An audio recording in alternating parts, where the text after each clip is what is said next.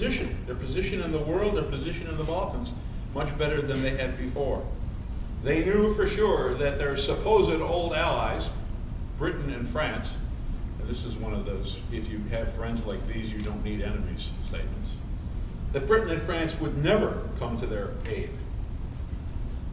That indeed, because of the alliance, after 1907, the alliance that Britain had with Russia, that Britain would never help the Ottomans in any way, and in fact would ultimately be against them. This left the Ottomans with no choice but Germany. There simply was no one else. And a small country, remember, needs defense, but it needs big-time friends. The Germans were the only game in town. In the Ottoman Empire itself, among the Ottoman peoples, it led to a polarization and to a distrust, an enmity between Christians and Muslims that spread. The Turks saw what happened when Christian states triumphed, massacre and exile, and they saw that their Christian citizens, the Christian subjects in the Ottoman Empire, had gone over to the enemy readily. Minority nationalists in the Ottoman Empire, Greeks and especially Armenians, felt that the loss in the Balkans meant that the Ottoman Empire was doomed. It was time to act against the Ottomans so they could guarantee that they would be successful when the ultimate war destroyed the Ottoman Empire.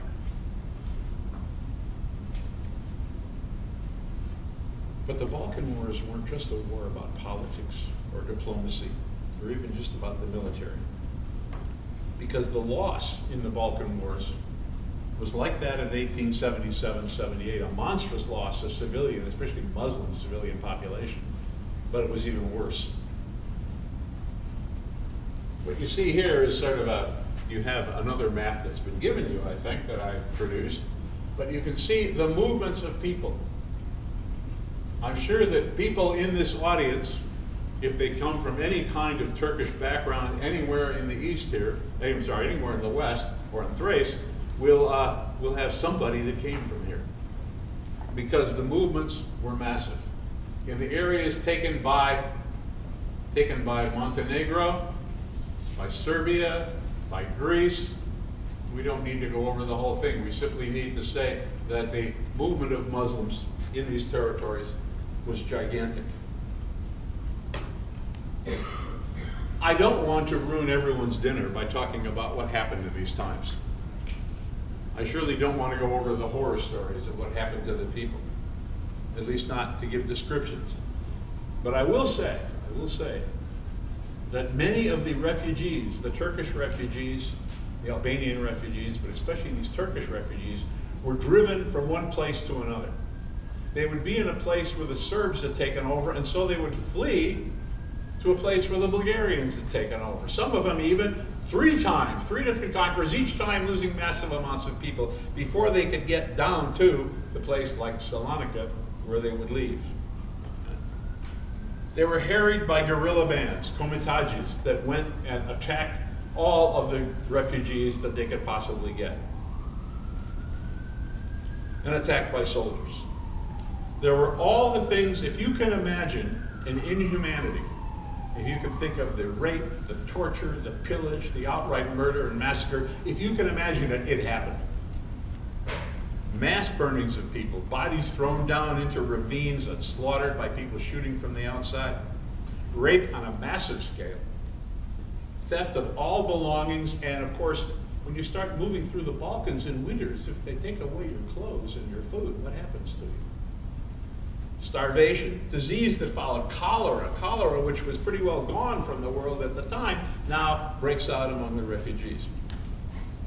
And lest it be thought that these are just casualties of war, that it's regrettable but people die in wars, what actually happened was long after the areas had been taken over by these Bulgarians and Serbs and Montenegrins and Greeks. And as an example of that, sometimes we can use statistics to show things. For instance, these are the Muslim refugees in the port of Salonika, right?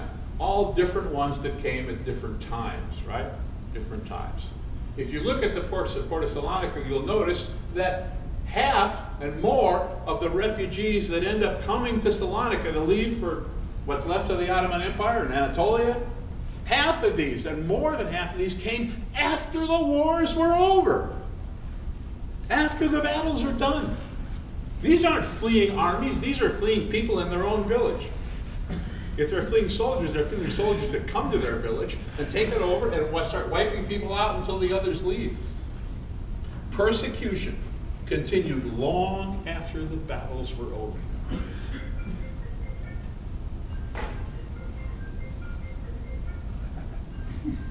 Talk to the people, talk to them. So what we have is the results. Cold, calculated numbers. Muslim deaths, 27% dead. 35% refugees. In the areas that are conquered by the Europeans, 55% remained in the Bulgarian area, 36% in the Serbian Montenegrin area, and the Greek conquest 17%. That's tricky though, because it includes the population exchange that comes later on. When we do demography, we can't distinguish. We have to count the people before and the people after. But no matter what it is, that's an awful lot of people. Look at these numbers, 27%. When you think about that, when you think about those numbers, you look at them, you're overwhelmed by the scale. 62% of the Muslims of Balkans were gone.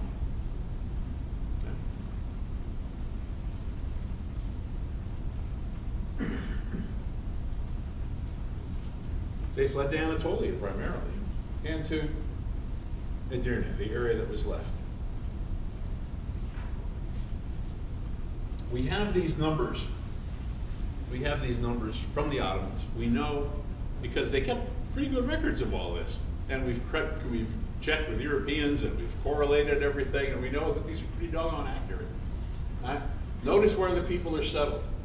This ends up being important because a lot of people claim that they got rid of Armenians here because they were settling people from the Balkan Wars, and actually the Balkan Wars people weren't settled there at all. They were settled over here. Look at the numbers. Look at the numbers that are there. But if you really want to get the feeling for that, you have to see the provinces where most people were settled from the Balkan Wars. When you look at these provinces, look at, this is the population of refugees, the percentage of refugees in the total population. 9% of the population was refugees. Look at Edirne. More than a third of the people in Edirne were refugees, with all the things that come with your refugee life. With all the suffering and death and torture that these people have gone through, now they had to come to a place where you've got an Ottoman Empire that doesn't have a whole lot of money to pay for medicine and food, but does everything that it can. Settles people in lots of different places, as we've seen. But in the end, the suffering is gigantic. To get a feeling for this, there are a lot of refugee problems in Europe right now, correct? If you read the papers, lots of people are complaining about the influx of refugees. Take a look at these numbers and then know that Italy, which has the biggest refugee problem today, you know what the percentage of refugees in Italy is? 1%. Take a look here. And on top of this, in the 1860s and 1870s, many of these people still alive at this time, 7% of the whole population of Anatolia was refugees. Refugees from Russian conquests. Added to them is this.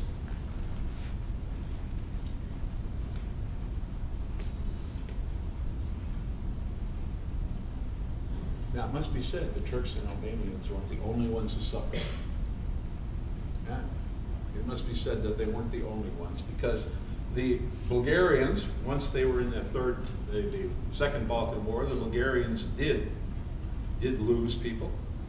Approximately 100,000 Bulgarians and Macedonians fled the Ottoman Empire and fled the Serbian conquest at the end. Nothing compared to the numbers of Muslims, but still a very sizable loss and forced migration. Probably 16% of the Jews of Ottoman Europe also died or were refugees.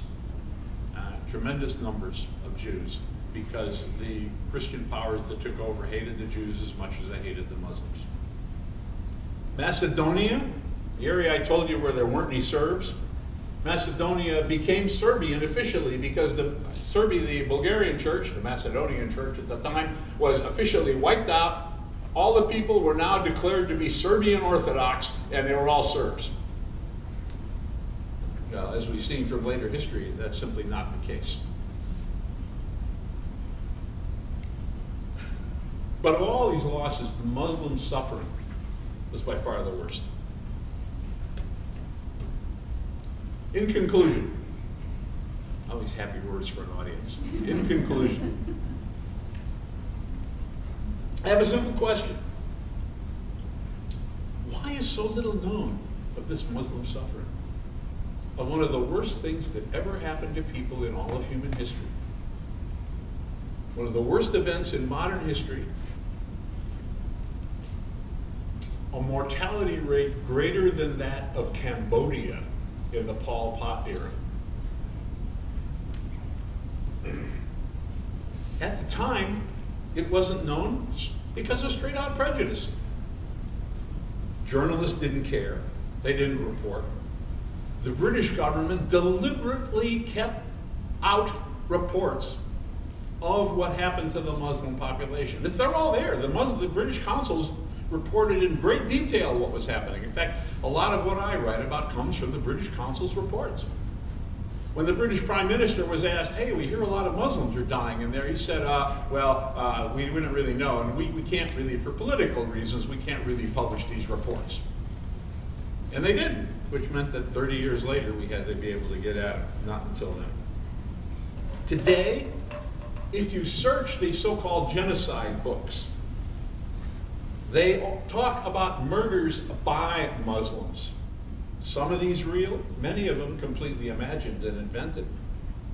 They talk about murders by Muslims, but there's very little, oftentimes nothing at all, about murders of Muslims. We can understand the prejudices, perhaps, of 1913. We can understand the prejudices that kept the truth from coming out at the time. But we cannot excuse the prejudices of 2014 that have kept the truth hidden. It is well past time for that to change. Thank you.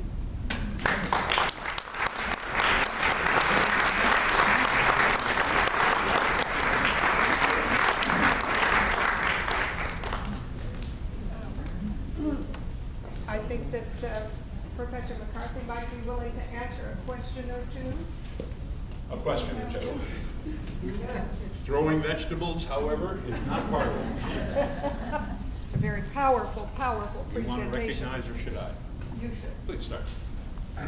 In your first map, where you showed areas of the Turkish majority, was it an overwhelming majority or a narrow majority? It was by proportion in the population. So in some areas the Turks were a large majority. In other areas they were just a little plurality. And in that one area far to the west, there actually were more Christians. Albania is very tricky, of course, because what's a Christian, what's a Muslim, what's Greek, what's Catholic? It's very tricky in Albania. But yeah, basically when I said that there was this 51%, what I'm talking about is taking them all together and adding them all up together. And different areas had very different things. I said some of the areas, Bulgarians were a majority before that. Okay? Oh, thought I'd get away with it. Yes? We have a microphone. I don't need a microphone. As everybody knows, nothing is ever forgotten. Generations and generations and generations. I've always been curious the extent to which the Muslims, there was so much resentment against the Muslims. Was that in part because some of those had converted from Christianity because, in prior generations, because there was some advantage to that? Well, you mean you're asking me why there was prejudice against Muslims? No, not why. I mean, I know why there was, but some places I have read that some of the massacres specifically happened because there was resentment against families who had converted. Well, it's hard for me to say about individual areas like that, but I can say that it seems to me that there was all this real religious prejudice that's there. And of course, you would extend that prejudice even more towards people that had recently converted to what you thought was the enemy, the evil devils. But it strikes me that when I look at both the 1877-78 war and the Balkan Wars, that the really, really driving force behind villagers attacking other villagers, there's a lot of it, was pure out theft. Was just wanting to get the other guy's stuff, his lands, his animals, his everything like this, and if he's dead, he can't claim it again. That seems to me the primary thing. And I wish to make an announcement here. You know, it was said that my interest in Turkey and things Turkish came because of my time in the Peace Corps. Huh? It's all his fault. Would you explain that, please, sir? Oh, he was one of my trainers long ago. Oh. Long ago. Yes. Are there any Turkish demographers who have attacked this? Well, yeah. I mean, it depends.